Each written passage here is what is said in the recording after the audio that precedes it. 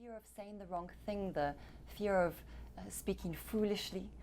Can you encourage believers with regards to that? Because I've learned in my own life that the Lord can even use foolish words to work wonders. Yeah, it just depends on what you consider foolish. Because there's a lot of times where we live in the fear of man, to where we think that what we say is foolish, but it has eternal perspective, and it has eternity in mind, and it has the person's welfare of their eternal destiny in your heart when you're sharing it. Sometimes it's really hard to grab for the hard words and the big words. Like I personally, I'm a simple guy. Just let me walk in love, because love always hopes the best. Love doesn't seek its own. I don't know a lot of technical things.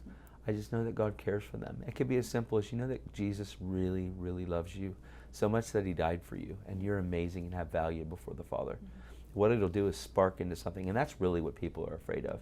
They're not so much afraid of saying foolish things. They're afraid of looking foolish in their response, because what if they talk back to me?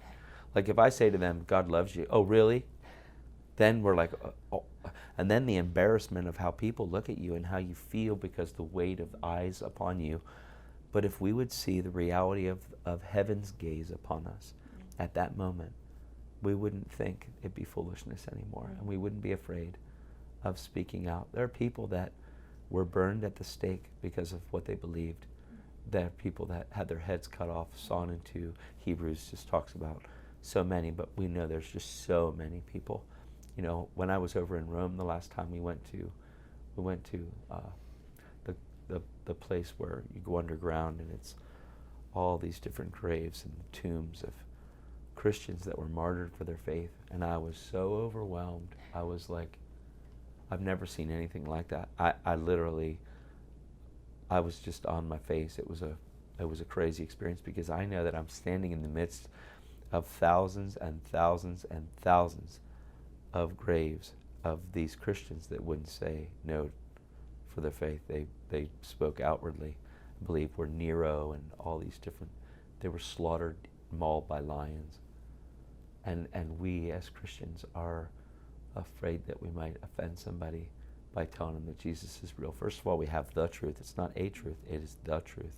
And by telling somebody that God loves them, we have to understand that you as a Christian, me as a Christian, people as Christians, we are required to be seed sowers and waterers. We're required to scatter as much seed as we possibly can in the time period that we're here. We are required to water as much seed as we can in the time period that we're here. God brings the increase. But you never know that the seed that you sow today isn't going to be harvested, and isn't going to be harvested in the near future, if not right now. God brings the increase. There's really no pressure. All we have to do is sow seed, and it's powerful. And I think it's a real opportunity to have machine gun seed sower. I mean, lots of people say lots of things. We think that foolishness isn't cussing out our neighbor, but that's pretty foolish, it really is.